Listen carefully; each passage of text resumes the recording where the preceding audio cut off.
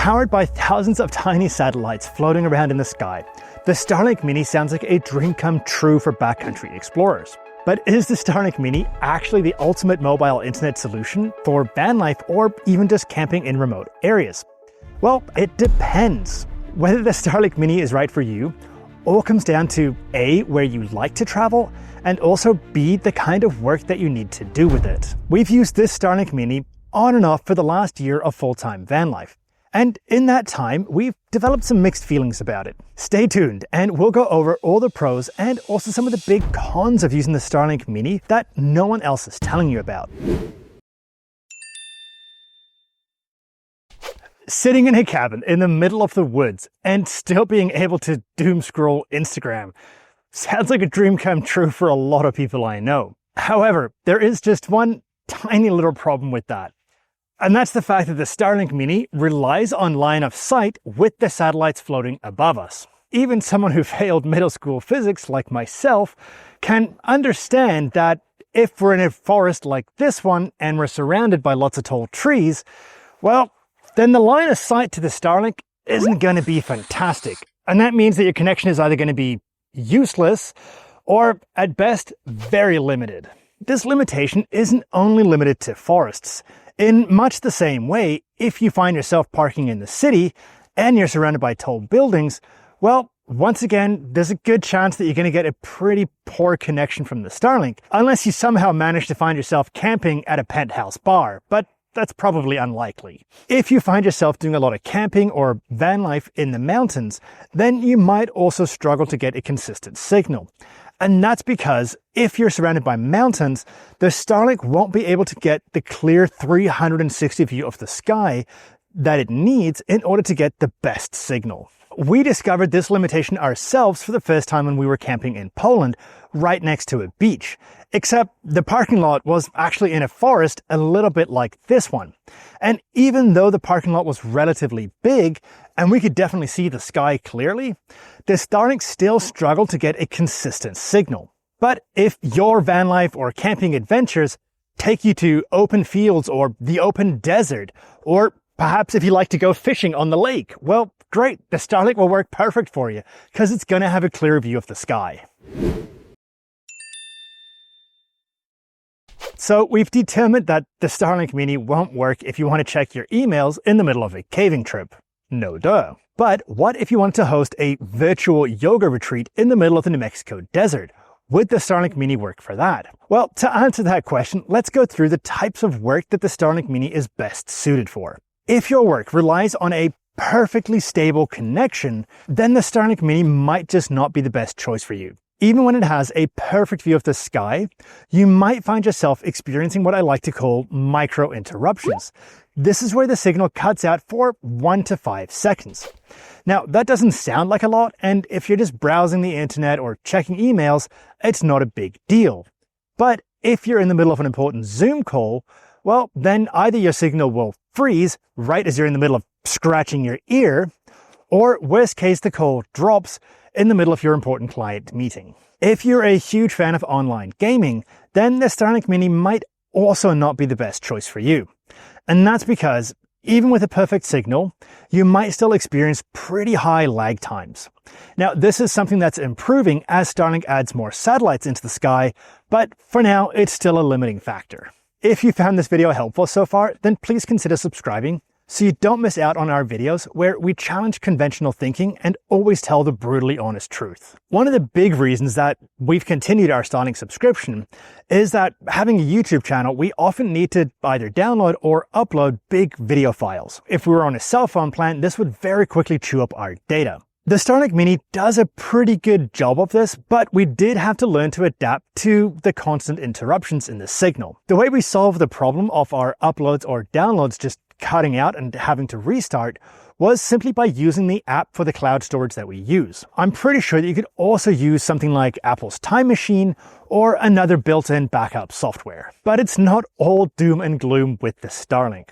If your workflow doesn't rely on a perfectly stable connection, then the Starlink Mini will still allow you to stick to all your deadlines, even if you're in a really remote place. For example, when we were parked at the beach in Poland, even though we didn't have a perfect signal, we were still able to download some shows, and we could still load Google Docs and check emails.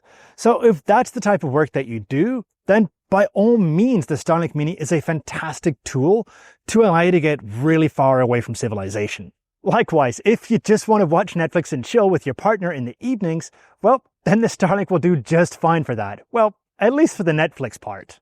If you think that the Starlink Mini will work for your workflow, then go ahead and check the description below to find a link on where to purchase it.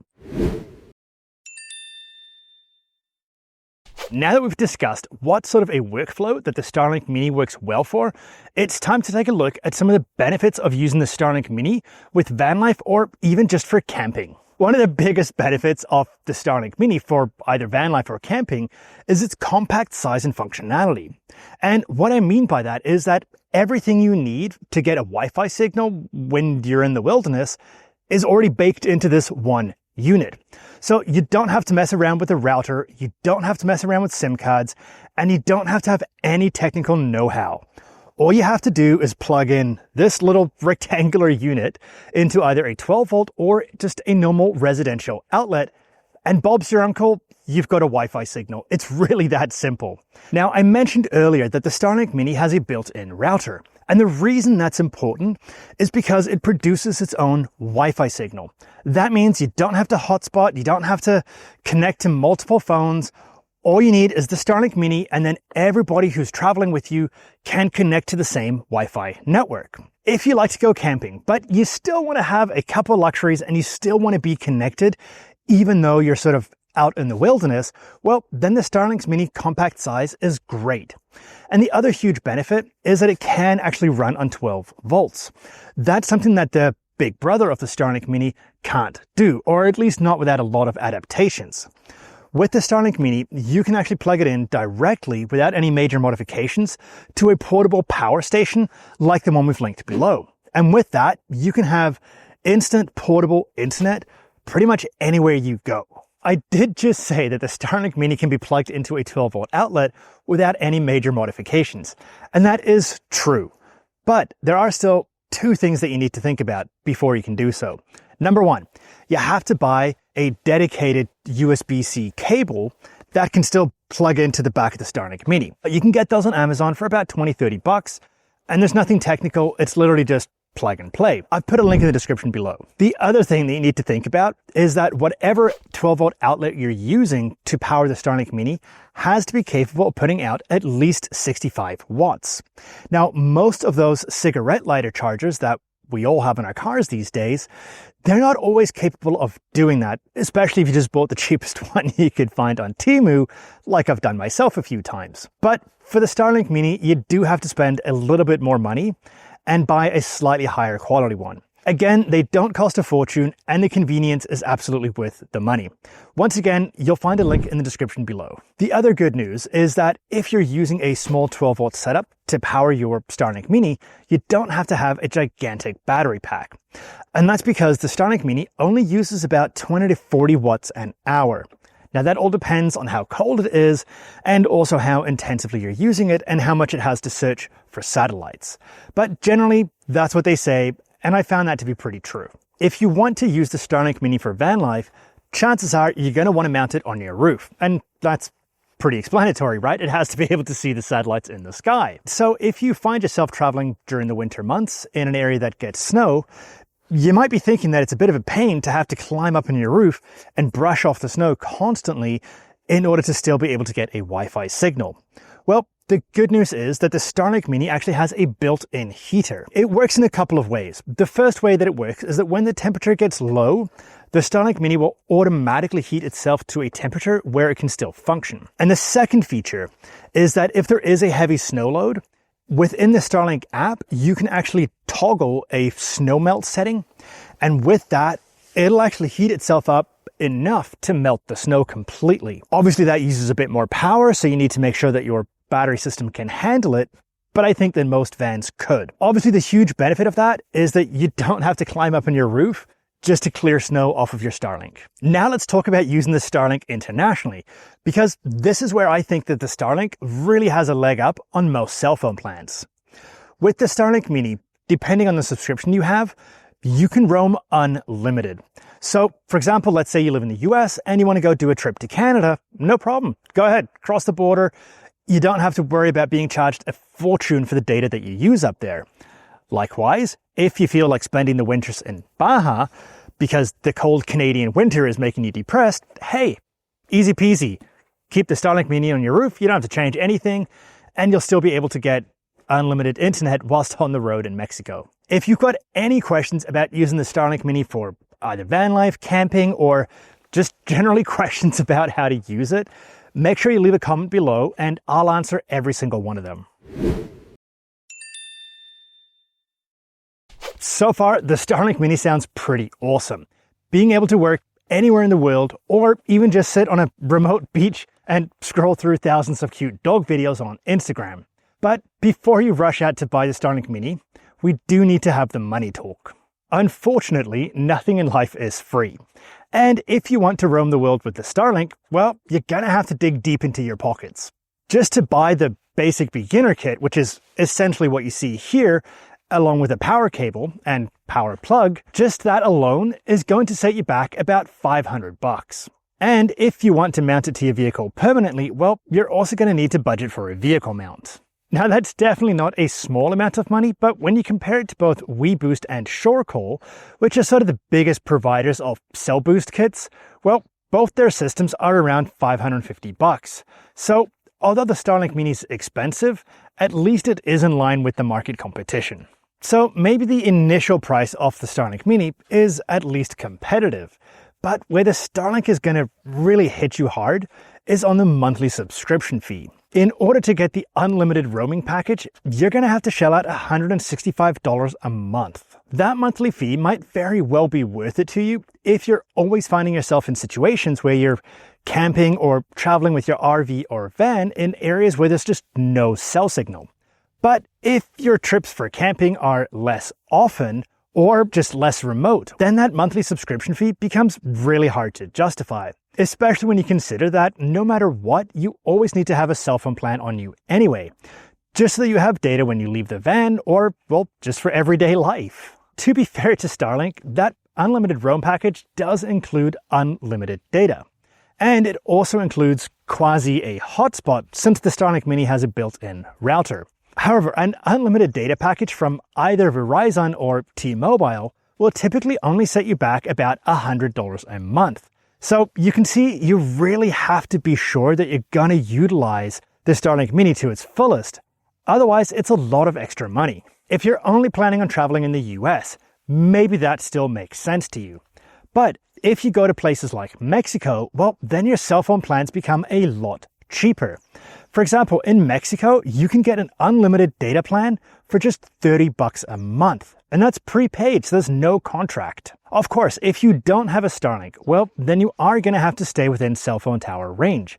But even some of the most epic trips that most of us are likely to do, for example, traveling the highway to Alaska, well, even on that road, which gets pretty remote, you're going to be within cell phone range for most of that trip. So again, you really have to be sure that you can justify the monthly price. If you are interested in getting a Starlink subscription, then make sure you keep watching because we are going to give you a few tips on how you can save money with it. Since a lot of our audience is watching from Europe, let's briefly go over how much the Starlink Mini will cost you if you want to travel around Europe with it. In the UK, buying the Starlink Mini kit will cost you about £189. And the monthly subscription will be £86 a month. If you want to buy the Starlink Mini in Germany, the prices will be roughly the same. The Starlink Mini kit itself will set you back €225, and the monthly subscription will cost you €96 a month. Most of the cell boost products that I've seen targeted towards RVers in Europe cost a lot more than what the Starlink Mini does, so that does make it an attractive proposition. However, most of Europe has pretty affordable cell phone subscription plans, and that makes the monthly subscription fee for Starlink that much harder to justify. However, where the Starlink is better than a cell phone subscription is the fact that you get unlimited roaming. Now, Europe is supposed to have free roaming, and to an extent they do, but it's always capped at 3 months. And even then, the vast majority of cell phone companies will actually severely limit how much roaming data you actually get. For example, when we were traveling in Greece, even though I bought a 30 gigabyte data package, I only got 1 or 2 gigs of roaming, which is a really bad ratio, and that's going to go really quickly. So if you're planning a big Euro trip that's going to last for more than 3 months, then the Starlink Mini might just be right for you, especially because it's going to allow you to skip the hassle of having to find a new SIM card in every country you travel to. We've talked fairly extensively about how expensive the Starlink subscription is, but there are a few ways that you can save money on it. The first way is that you can try to change the region of your Starlink subscription to the country that you're currently traveling in. This is especially the case for the US, since it seems to have the highest subscription fees in the entire world. Let me give you a real-world example. Let's say you normally live in the US, but you've decided to go spend 6 months of winter in Baja, Mexico, so you can do some kite surfing and enjoy the amazing tacos. That sounds like a fantastic trip. And with just one simple trick, you could actually have a lot more money to spend on beer and tacos. The way you can save money is by changing your Starlink subscription's country from the US to Mexico. By doing this, you will save almost $60, because in Mexico, the same unlimited roam Starlink subscription only costs $108 versus $165 before tax, mind you, in the US. Another way that you can save money on your subscription is to simply pause it. So let's say that you only want to use it for 5 to 6 camping trips a year. Well, in that case, it doesn't make sense to pay for 12 months of subscription. And the good news is that Starlink makes it really easy to pause your subscription at any time. You can just do it right from the app, and you can even set it to stop ahead of time. You do need to bear in mind that Starlink is a monthly subscription. Let's say that you signed up on the 1st of the month. Even if you then decide to pause it on the 15th, you're not going to get a refund for those remaining days, but your service will remain active and it won't auto-renew the next month. Where you do save money is that, let's say in the same scenario, you now want to restart your subscription on the 15th of the next month, even though your billing cycle is normally the 1st till the end of the month. Well, in this case, you would only have to pay from the 15th until the end of the month, because that's the remaining part of your monthly subscription. Obviously, if your camping trip goes past or rolls over into the next month, well, you're going to get hit with a whole nother month's subscription fee. So that is something to bear in mind when you're deciding on whether or not to activate your Starlink service. I'm a member of a lot of camping Facebook groups and overlanding groups, and I know a lot of people get really confused about the whole pausing Starlink subscription, and it does get confusing. So if you've got any questions about it, just leave a comment below and I'll try to answer the questions for you.